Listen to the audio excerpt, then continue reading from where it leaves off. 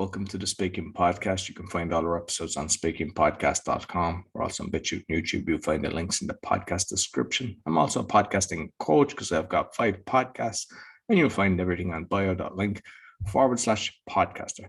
Today, my guest, also a podcaster and speaker, please welcome Aden Nepom. Did I Nepom? Nepom. So welcome. Thanks for having me. Hi, I'm Aden Nepom. You might let the listeners know who's Aden. Yeah, so I host the Changed podcast, a podcast that explores what we mean when we use the word change through the lens of storytelling. So I interview guests to share those moments of pivot in their lives when something changed for them. I am a professional speaker. I'm a professional improv performer. I am a senior facilitator for On Your Feet Improv for Business and president at the Art of Change Skills for Life. Excellent. Very good. So I know I'm going to go into all the speaking thing and everything, but podcasting is of interest to me. And I see, is it Capitate that you host with? Yeah, I just switched to Capitate. So I was self-hosting for a long time, and then I using the Seriously Simple podcasting plugin for my website, and then I went ahead and went over to Castos for hosting, and I didn't really see any benefit to having them as the host.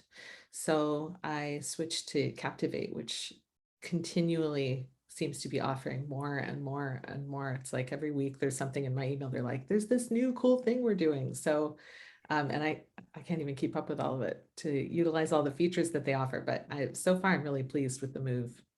Brilliant. And to be honest with you, because there's a load of them out there. And I remember looking at it before and it didn't seem that much, but I see now where they're sharing it. And to be honest with you, I hadn't heard of a few of them because, I tried to go to the bigger ones. Obviously, we were all on Spotify, Google and everything. And then like iHeartRadio was one that I found, I don't know, a year ago, whatever. And I saw, okay, that makes a difference. But when I looked at actually, after checking that you were with that, I went through it and I said, wow, it's sharing it to a lot of platforms that I wasn't even aware. And I love that because you don't know where people are listening from. And, to me, even if there's one listener that's on a certain platform, I'm happy enough to put the RSS feed because it's easy. Once it's there, then it automatically goes up. So I always say to people, hey, if there's a platform that you like and I'm not on it, and the same with yourself, you'd be happy to actually, go on it as well. Yeah, absolutely. Yeah, I've manually submitted my RSS feed to some of the podcast apps like GeoSavan and I can't even remember. Some of them aren't automatically pushed to there through Capitate, but they do make it really, really easy. And yeah, and it's been a learning journey. My first podcast I hosted on Anchor. Is that where you are currently hosting? I've got some of them on Anchor. I've got 4, and I'm really kind of looking at one for the coaching side of things because I want to offer more, and one with Podbean. And because Anchor was bought, I was 2018 with Anchor, then they got bought out by Spotify. And I'm like thinking, hey, are they actually going to, be a competitive advantage? But to be honest, I don't think they're straight with their figures. And there was times I said, there's something going on here. And they were like, oh, we made a mistake. Next it went up 5,000. And I was like, I'm in the top 0.5% with this. And the other one is in the 1%. And there's more numbers in the 1% one, which they learn Polish one. And it's like, I know by meeting people that there's a lot more listening than what they're showing. I don't kind of let it get to me. But at the same time, it's like, why would they do that? So was you kind of conscious of, Yeah, Anchor was fun. Actually, it was great as a first, I think, for people who, I imagine some of your listeners are constantly weighing whether or not they want to start a podcast of their own. So I'll go ahead and say that Anchor was a great first host experience for me. That podcast was co-hosted with a friend, and we didn't have podcasting microphones at the time, and we didn't know what we were doing at all. And we're like, let's just start and we'll learn as we go. And that podcast is still there. It's called The Positive Thin Pact for anybody who's super interested. It's a friend of mine, it was her idea and mostly her journey, and I was there as her personal improviser, which is something I think is kind of a cool idea that she coined. But using my background in improv, I sort of helped her think through some of the stuff that she was thinking about. And then I always made her play a game at the end of every episode. So, I mean, how did you get into the improv? I started doing improv as a child. I took acting lessons, and in those classes, my acting teacher, Lee Kitts, had us doing improv exercises as a way of getting more comfortable when you forget your lines, as a way of deepening characters, as a way of just generally speaking, being a better performer. And so I think I started around 12 years old in those classes learning improv. And by the time I was in high school, I grew up in a really small town, and this is before the internet. So I thought to myself, wow, this improv thing is really special, and I think it deserves a place on the stage. So I think it should be its own art form. And I didn't realize that had already happened. Like improv as an art form that was where these games were coming from. Like I didn't put that together. So I thought for a brief period of time, around 17, 18 years old, that I had invented improv as a stage performance, as opposed to just a training tool. Like my senior thesis in high school was an improvised theater performance. And I was like, look at what I am doing. I am creating a thing. And years later, when I went and lived in a city, I learned that improv had already been invented, which is how I had learned about it in the first place.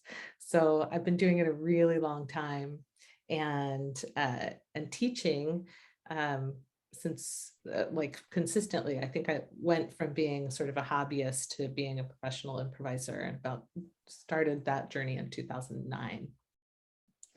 And I know that your father was a professional speaker. And was it something that he encouraged you to do, or is it just something that just kind of was there and you ended up doing it?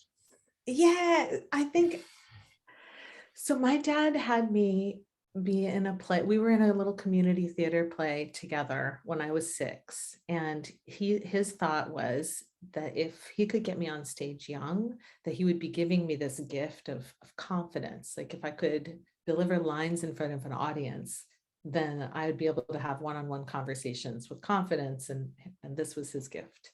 And then what happened was I fell in love with people laughing at my jokes and giving me applause. And I got really addicted to just the stage aspect of it. I'm actually like at a party, I'm kind of an introvert. I go sit on the sidelines and wait for somebody to come have a conversation with me, unless I'm like working on that actively, but in front of an audience, I feel very at home. And so, yeah, so I'd say it was his encouragement, because he thought that was a gift he would give me. But as far as the improv thing goes, that just was a thing I fell in love with. And marrying the two things, his speaking career, as he's now retired, and I now am president of the Art of Change, with my improvisation background, that was an unforeseen outcome that has ended up being really, really a wonderful, marriage of ideas. So yeah, I would say my dad's always encouraged me to do things that I love, but it's improv specifically. I don't know if that was No, perfect. that story, or yeah. I'm just curious, like having a father that's professional speaker, I presume he was Yeah. traveling a lot if you were in a small town. Was it something that you missed or that he went away, or did you all kind of go with him? What was the kind of... No, he was gone a lot. He would go out on tour for, a few weeks at a time. Uh, and yeah, I mean, and he was a single dad essentially. So sometimes I'd go live with my mom. She lived in another state.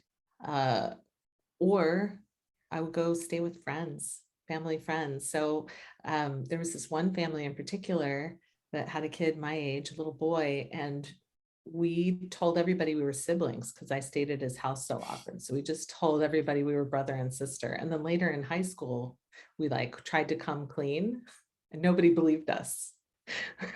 We're like, we just made that up when we were 6 years old. And everyone was like, why would you throw your brother under the bus like that? I'm like, no, we're not we don't have the same parents. Have you never noticed we don't have the same parents? So, it was like, it was just one of those things. But yeah, he was gone all the time. And I remember growing up, I got to go on the like really exciting trips, like overseas. I got to do those trips. So he did a tour through the whole UK, and he did a tour through Asia, and I got to go on those tours. And so that might be why I got bit by the travel bug, because I was traveling as a kid. But for the most part, he would go, and then he'd come home and he'd put a pin in a map that hung on the wall. And I was like, someday I'm going to do that. And And have you done much traveling yourself with the speaking, or do you kind of stay in oh a yeah. certain, yeah? Oh no, yeah, I've done a lot of traveling. I sometimes for speaking and sometimes for work as a facilitator. I do a lot of facilitation work as well, meeting facilitation. And so I've done both. And also as an improv performer and teacher, I've traveled internationally. So for all of those things. So I enjoy travel quite a lot. I think that if you're doing that, it's brilliant to see different parts of the world experiencing, cuisine, culture, the whole lot. But you have to be Absolutely. into it, because sometimes people are doing it just for the sake of the business. Then they don't really enjoy it. But obviously, I can even see with yourself that you enjoy it. Yeah, I always think that's such a shame. My dad was always very much a down to business traveler. He would check into his hotel. He would have his meals delivered to his room. He'd go out, do his seminar, come back, pack up, like go to sleep on a schedule. And I was like, man, you've been to all these places and you haven't been to any of them. Like, how tragic. And he was like, it was the job. I'm just doing the job. And so for me, I've always made a point to get out of the hotel and go see something, like you're in Chicago, you got to go to at least a art museum. There's so many art museums and galleries there. If you're in some place that has a really specific cuisine, you should go eat it. No, definitely. So And I'm a big believer in that. Yeah. and now that he's passed the reins on to you, like, have you had the discussion with him? Does he feel that it was like justified, everything he's done? He enjoyed it. Or did he kind of go, yeah, kind of regret all the traveling? I think if I mean, we've talked about it, so I should know the answer. I just don't remember what he said. I think he would just do it all the same if he could go back and do it again. Yeah, he's very much a person who just loves, like to be in his home space. And he and my stepmother always do an amazing job of creating a lovely place to live. And so I think they're just, for him, the exoticism of travel just never compared to that wonderful feeling of being at home. So yeah, I don't think he has any regrets about it. Brilliant. No, and I think it's important for the listeners, because some of them they're aspiring to do that, and yeah, it's good to know this. Yeah, I mean, know yourself, right? Like, it's your Exactly. life. Create your best possible outcome for you and be honest about it. Because if what's really true for you is that being at home is the reward, and travel reminds you how much you love being at home, that's an okay, wonderful outcome. Be honest about it. Don't force yourself to do something that's not you.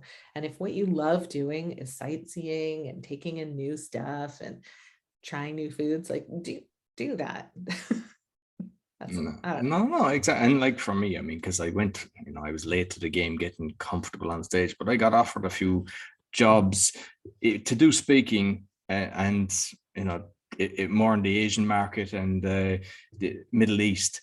And the Mhm. money was good, but like I've got an 8-year-old boy, my youngest child, and I've equal custody, and I just didn't want to be away. But now I'm taking him in July to Tallinn for the month to do Mind Valley University, and for me, that's more important. I can do my stuff at home. I'm comfortable here, but so everybody, different strokes for different people.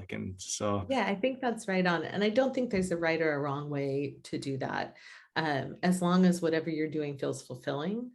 And I think there's something to be recognized in this thing where like, if you travel often, you start chasing status, airline status. Like you've got your airline that you're a regular with, and you've got your hotel card and whatever. And so you're just like constantly chasing that status until you get there. And then you got to maintain that status. And at some point, it can get to the point where like you're traveling in order to maintain a more pleasant experience when you travel. And I would suggest that that's a watch out.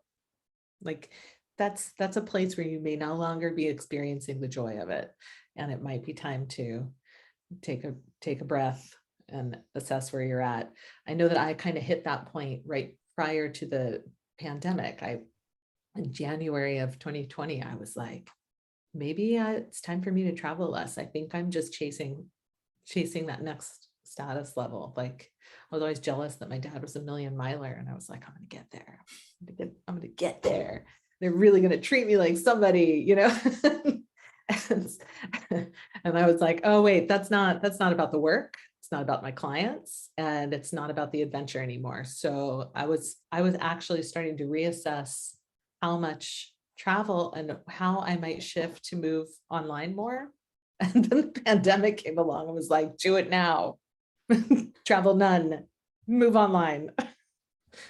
Brilliant. Universe has a weird Yeah, sense of humor. I think a lot of people, they had to make a transition. So how has it been for you to kind of move online? What have you learned, and how are you finding it? I mean, so there are advantages and there are disadvantages of being online that I think are really surprising. So, you know, I had done online trainings for several years prior to the pandemic. So I thought I really knew what I was doing. But then because everyone had to move online, all of the tools just like took a steep incline into like features. And so now it's like, the things that you can do with your slide presentations, the things that you can do with putting people into breakouts and how you can time out something is so incredible that now being in person, it's like, oh man, I wish I had the ease of these tools in person now. So that's a super bizarre shift that has definitely happened. And the truth is that for right now, most of the people that I've been working with are still seeking online. I have the majority of folks making inquiries about online. I know there are groups that are having in-person events, but I've only personally had one inquiry, and then we had a date conflict, so it didn't even happen. So I was already booked for the date that they wanted. I would have gladly gone to Nebraska or wherever they were. I've never been there, just so I could put a pin in the map. But you know, it just didn't come together. And I'm hearing a lot of people talking about like kind of hybrid, you know, you'll have half the audience Yeah. still be present there. I think that's going to be a weird one to kind of navigate, you know?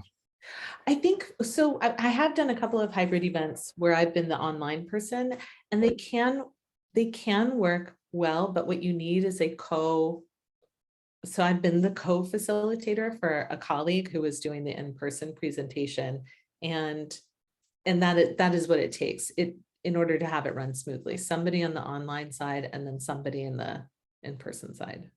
Okay. I just want to check in. Is the background noise coming through? No, it's grand. It's okay. Yeah. I just did the getting my kid ready to go to Nah, school. don't worry. It's Okay. all okay. It is all okay.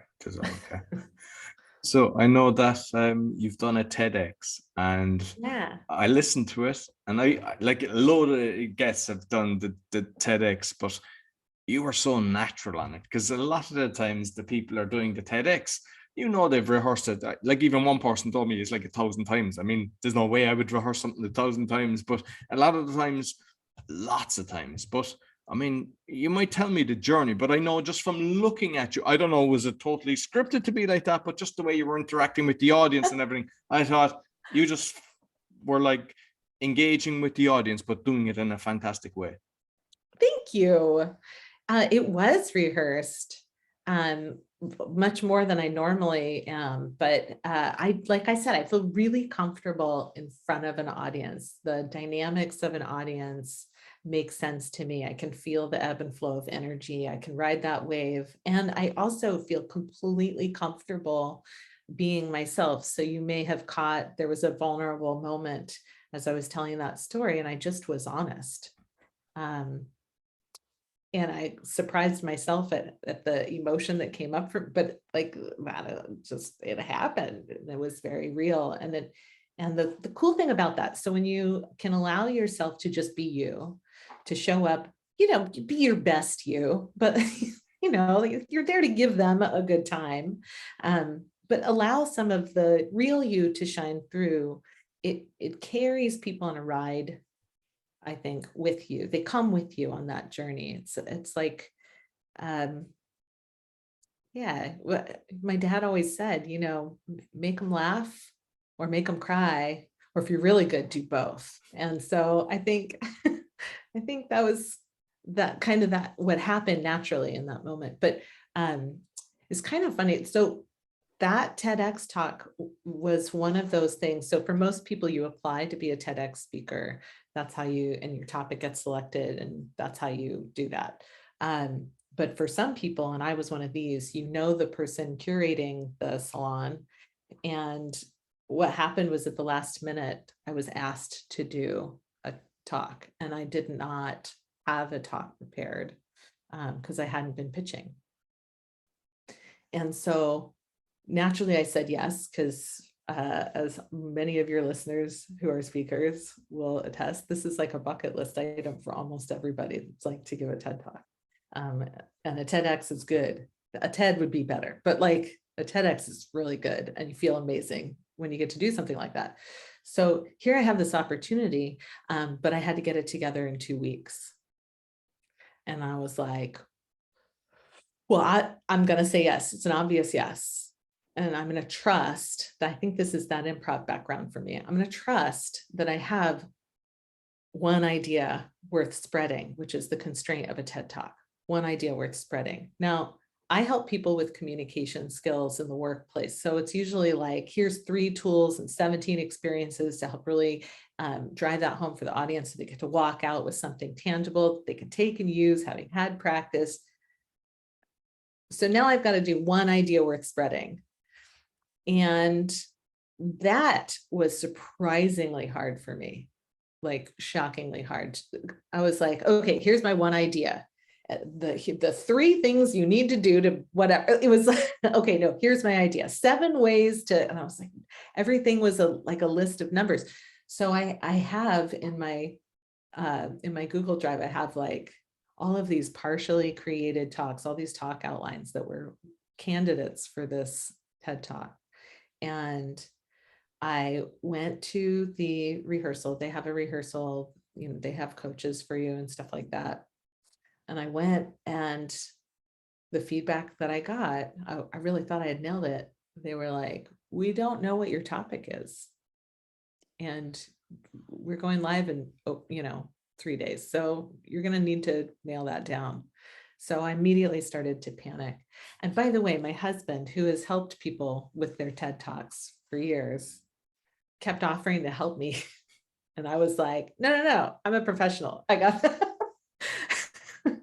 I can put together a talk. I got this, And I was like, yeah, I'm going to use your help. Once I have my talk, I'm going to deliver it, and you can give me some notes, and it's like, okay.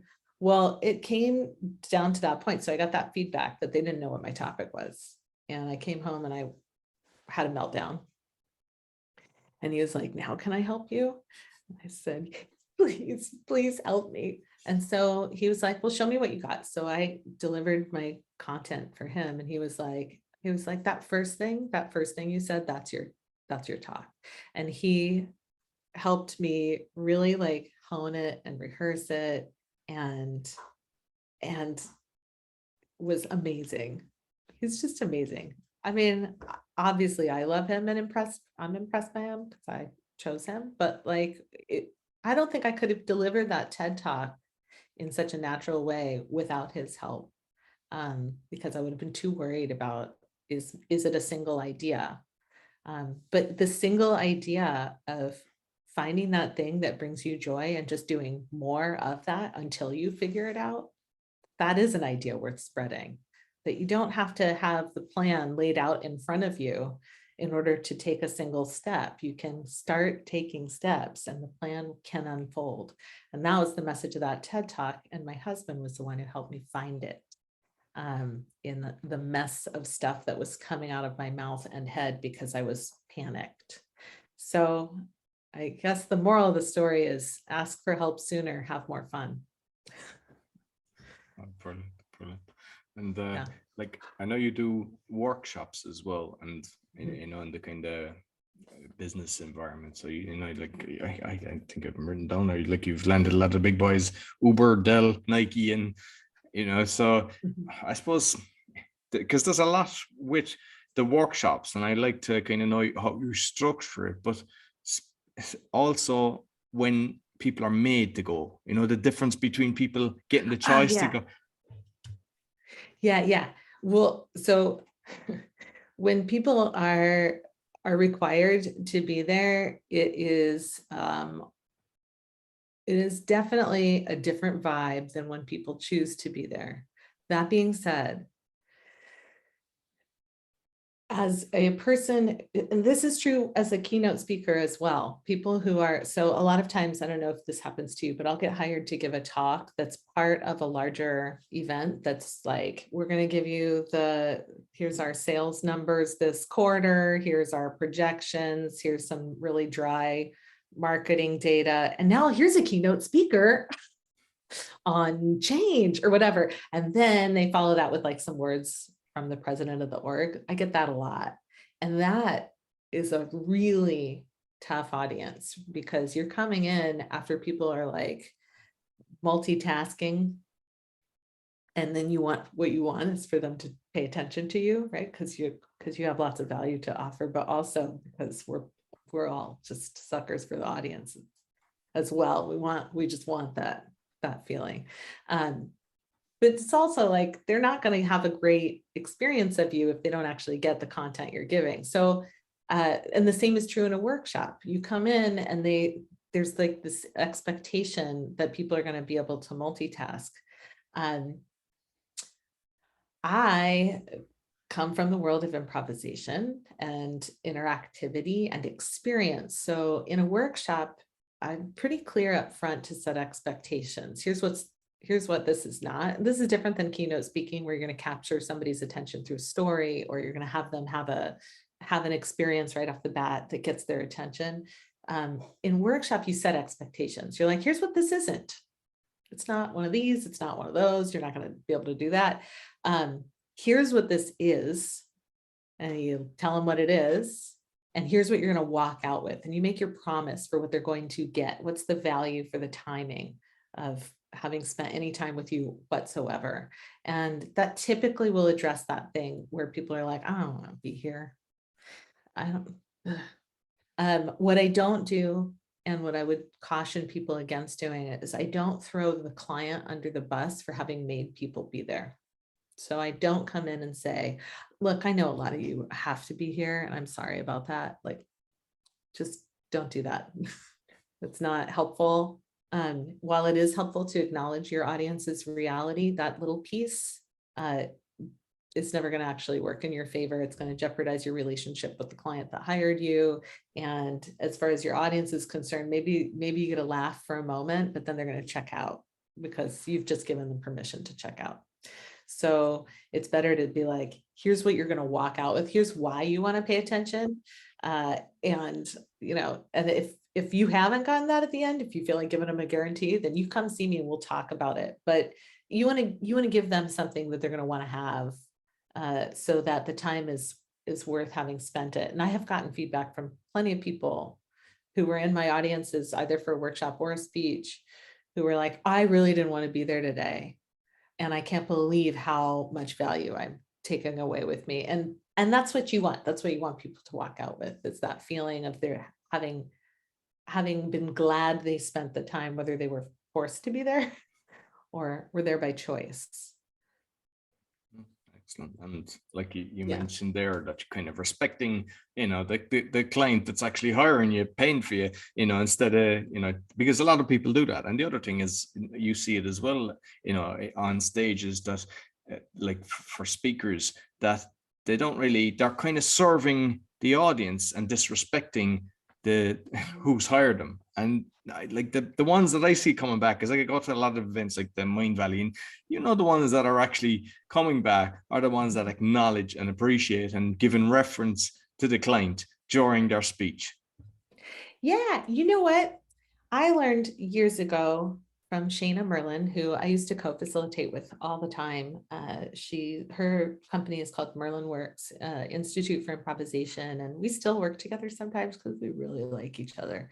But when I started teaching for her improv school and we started performing together, so this is the improv setting, but it's a lesson I think we're taking into the speaking and training world. What I used to do is we would go out on stage in front of an audience, and I would throw the theater under the bus, throw the audience under the bus, and I would get laughter. So, like I would do it in a way that was like really clever and really sarcastic, and people would laugh. And I thought I was doing great. And then she gave me a little piece of feedback. She's a master at doing that, giving feedback that you want to hear. It's incredible. And what the feedback was that she gave me was that she found that audiences are more interested in the show. That's what she said, when they feel appreciated for being there.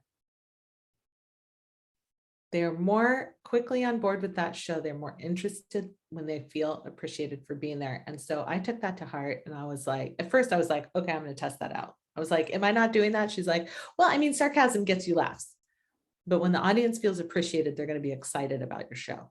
So I tested it out. I was hosting one of our shows. It came out, and the first thing I did was thank everybody for being there. I was like, you know what? You could have been anywhere tonight. You chose to be here, and we are really excited about that. Thank you for choosing us.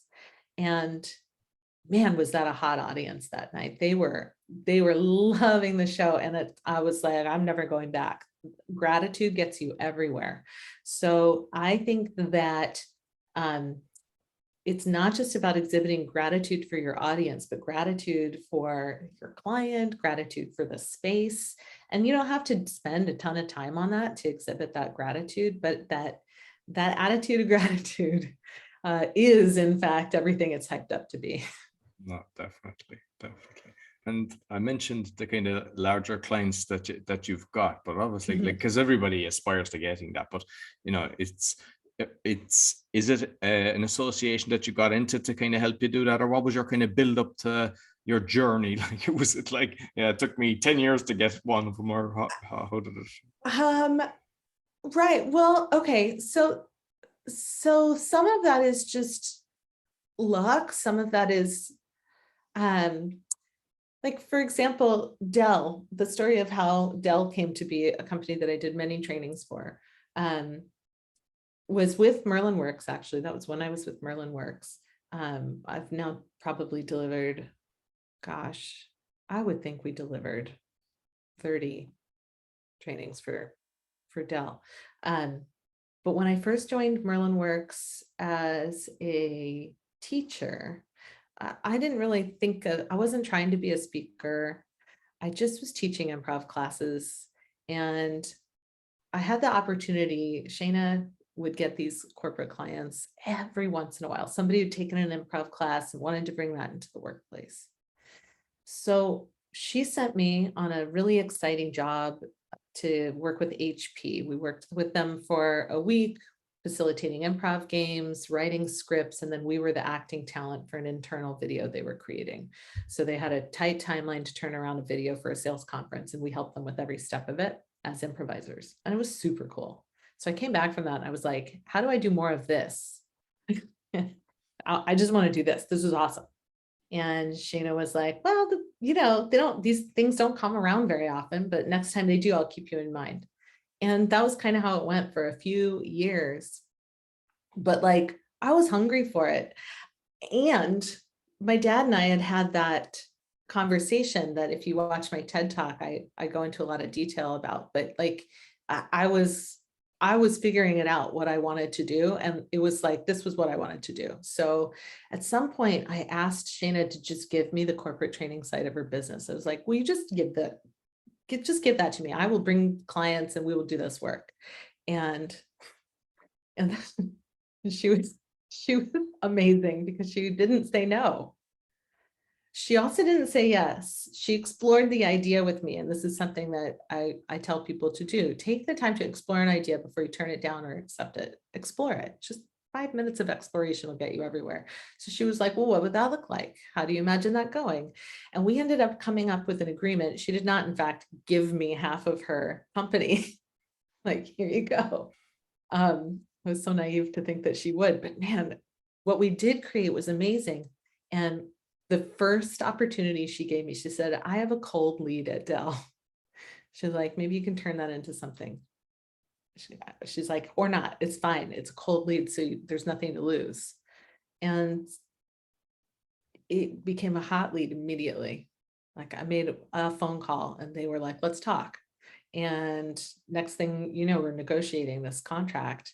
And this is the thing, once you have one client that you've worked with that is a big name, now you have all of them. So Lockheed Martin came after that. The Federal Reserve Bank of Dallas came after that. So now all of a sudden we're just like, that's now who we're working with. And meanwhile, I had all these conferences that were coming through that I was doing with Art of Change, because I was wearing these 2 hats. Art of Change, my dad's company, he had me being a speaker for him, a facilitator for her. And so my experience with all these companies starts coming in, all these conferences, I'm meeting people, and it all just sort of built from there. So yeah, some of those have been speaking engagements for Art of Change. Some of them have been training engagement, improv training engagements for Merlin Works. And some of the corporate clients that I've had are meeting facilitation that I've done through On Your Feet Improv for Business. So, or sorry, yeah, no, that's what it's called. So, you know, it's like, you just start saying yes to opportunities, and opportunities build, has been my experience. But ultimately, I think if I were to rewind that story all the way back to the beginning, to that first phone call, was the thing that did it. It was making the phone call. It was actually saying, hey, this is what I'm working on, and I heard that that might be something of interest to you. Is it? That was what it took. So, and even if you rewind it another bit, it was like you realized you love doing this, so you threw it out there and you kind of made a focus on that. Where some people, they're kind of all over the shop and they do anything. By actually putting it in your head, in your target, you set it, you put it on the radar, and it all came together. Beautiful. Yeah, but I'll tell you, it was very much, and I find that this is really true for literally every sales conversation I have. I was just genuinely curious to see what they needed and if we were a fit. And if it was possible, like if this was going to be a thing that came together. I never make the assumption that I'm the best fit. I know what I have to offer is valuable, but they also have specific needs. So it's not a commentary on whether or not I have value to offer if I'm not the best fit. That has definitely happened in a few cases, quite honestly, not many. By the time I'm on the phone with somebody, typically they're already interested at this point. But in the beginning, it definitely, like, making these phone calls. And then she gave me another challenge. She was like, here's a client I've had for a long time and I need to raise prices. and I just did it. I called them and I was like, hey, you've been a long time client. We love that. And also, I don't know if you know this, but like, our prices are way higher than what we've been charging you. And at this point, we have to raise our rates, but we also love that you've been part of this, you know, story of this company for so many years. And then I just asked them, I was like, what do you think that we should do? What would be fair? And we came up with, they made an offer that was much better than what I was going to ask for. I just told them what we were charging everybody else. And then I was like, here's what we've been charging you. Here's what we're charging everybody else. And they were like, oh, well, then this is what we should be paying you. So, I think people make it really hard on themselves and they try and like do it right. And I find that if you just approach things with curiosity, genuine curiosity and interest, it just gets you much farther. And I love that negotiation because you're coming in at that. And the worst case is you're not going to really lose them unless you've decided, that the point, it was going to raise, and, because negotiating is a skill set in itself. And to be honest with you, that was a great way of doing it. Yeah. I mean, literally the worst case scenario is they would have been like, oh, we can't afford to do that. So either you just keep doing it at the lower rate, or I guess we'll find somebody else. They could have said that. Yeah. And we would have then had to have a decision-making meeting where we chose one path or another, but we didn't have to because we asked them to help us solve the problem. So I know you've kind of the different hats on with the social media, because it's something that I'm kind of curious, because it drives me crazy, to be honest with you. And I'm just wondering, with all the different things, what's your kind of go-to place? I don't feel like I have a social media home these days. I'm on LinkedIn. You can find me there. I left Meta January 1st of this year. I've decided that Meta is bad for the world. And Excellent. yeah, and I don't want to be part of that. So I made the really difficult decision to leave my 3,000 international connections from all of my years of travel behind. I was like, here's where you can find me. I hope that happens. And some of them did, and some of them didn't. I had a couple thousand followers for Art of Change and the Change podcast that I also left behind. And I was like, I hope you follow me where I go, but some of them did and some of them didn't. And I'm still navigating what it means to not be part of Facebook and Instagram. But it feels better not to be playing into that toxic, self-righteous indignation on a regular basis. I heard since I left that it's been less toxic, but I'm not willing to go find out, because what I believe is that as a person who helps people communicate effectively, it just brings out the worst in people. Like it just. No, the algorithms are in favor of negativity, toxicity, and everything. And I mean, I should be taking lessons from you on that, because my Awakening podcast is actually exposing corruption and fraud. And like, I mean, I've been shadow banned and everything, but one of my good friends, you always have these supporters, they'll give you a thumbs up for everything. And he actually saw it disappearing, and he checked all the other ones.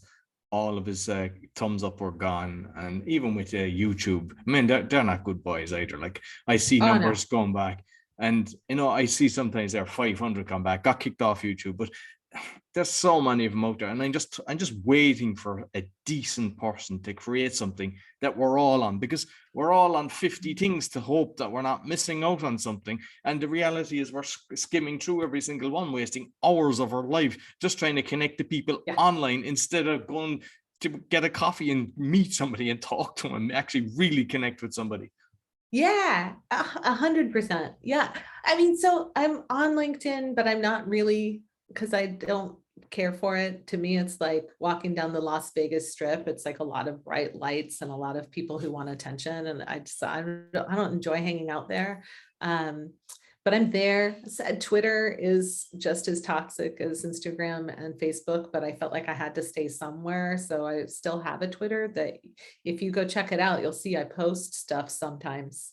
And it feels pretty impersonal. And that's because it is. I'm not giving Twitter me. They don't get me. But if people want to know about upcoming episodes, you'll see tweets about those.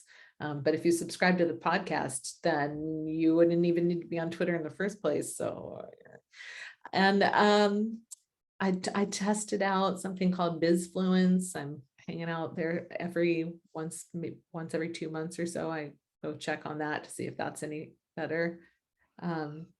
My favorite social app right now is Marco Polo. And it's because I get to have walkie-talkie face conversations with my friends that don't get deleted. I haven't even And heard of that one, Marco Polo. Marco Polo, I love it. Yeah, I've been having incredible conversations with a handful of friends, and it feels like going to a coffee, but I'm able to do it on my schedule. So it's like I can send a message that answers a question or share an observation or whatever, send that off to them. And then when they have time, they're going to look at that and they'll respond as if I'm right there with them. And so it feels like when I go back to watch their video message, it feels like they're with me in the room, as much as a Zoom call feels like people are with you in the room. And so you could be just downstairs in the kitchen there with your coffee, like, exactly. Yeah, no, I love, So to be honest, Zoom. I think it's a great way of connecting. Like, it's the next yeah, best thing to actually meeting. next best thing to being there. So Marco Polo is like that, only it's on your own timing. So if you're really busy, I'm really loving that. And I've been able to have really meaningful conversations with people that have a different perspective than I do about politics, about public health policy, about all kinds of things. And our conversations are meaningful and productive, and we share our different perspectives, which I value strongly. And so that's been really great. And it's a totally different vibe than writing a message that's like, here's my opinion, and if you don't like it, you can unfriend me now, or which is something I've never said. I've never said the unfriend me now if you don't like my opinion. I just and like not Clubhouse, not my vibe. with the Clubhouse, I like that at the start because it's kind of like the radio kind of thing, and there was decent groups, and for the podcasting Yeah. worlds, I was learning a lot. But when they opened it up, it just got so toxic, and like you Oh, go did into a it? room, and then it's like they're not even talking about what's supposed to be, and they're just having a conversation between the administrators. And I was like, it happens so much. I still have it on my phone, but it's like, no. Yeah.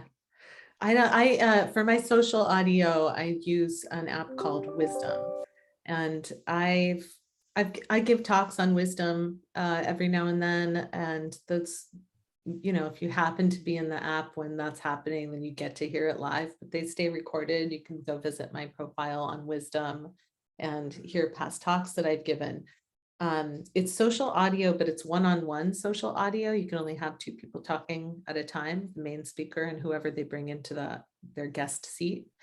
And so it's interesting because I've given a couple of talks that are just talks, but most of the talks become like mini podcast moments. Like they become these conversations and an exchange of ideas that I think was the intent behind Clubhouse. But because you can only bring one person into that hot seat at a time, there's significantly less posturing for attention.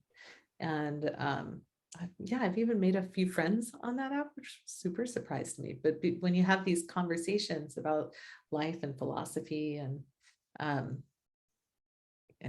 great communication and meditation and whatever other people are talking about, it's a very cool experience. So that's been better than Clubhouse, but I still enjoy Marco Polo in terms of talking to people I'm connected to. I must check that out. Listen, I've thoroughly enjoyed our conversation. So you might let people know, how can they get in contact with you? Yeah, it's been fun talking with you as well. I feel like we could talk for ages. But if people are interested, if you, the listener, are interested in learning more about what I do, visit artofchange.com. You'll see there's information about the podcast there as well. But you can always visit thechangedpodcast.com if you want to just go directly to the podcast's website. And yeah, those are the things. Come check it out. I don't even think I have a link to Wisdom there. So you just have to get on the Wisdom app and look for me if you want to try listening to those talks or even having a conversation with me, which you're welcome to come do. Perfect. And I just encourage people to check out your podcast because it's like very similar to this kind of conversation, that, a nice relaxed style, but a very enjoyable conversation. So I'll put the link in from all of them on both the audio and the video. But thank you very much. Great. Thoroughly enjoyed our conversation. Thank you so much. This is a wonderful way to start my day, and I hope a lovely evening activity for you. So that's all for the Speaking Podcast. You'll find all our episodes on speakingpodcast.com. As mentioned, we're on BitChute and YouTube. Be sure to consider thumbs up, 5-star rating, subscribe, and make sure you give Aden a subscription as well and a thumbs up and a review, because it all helps. Until next week, take care.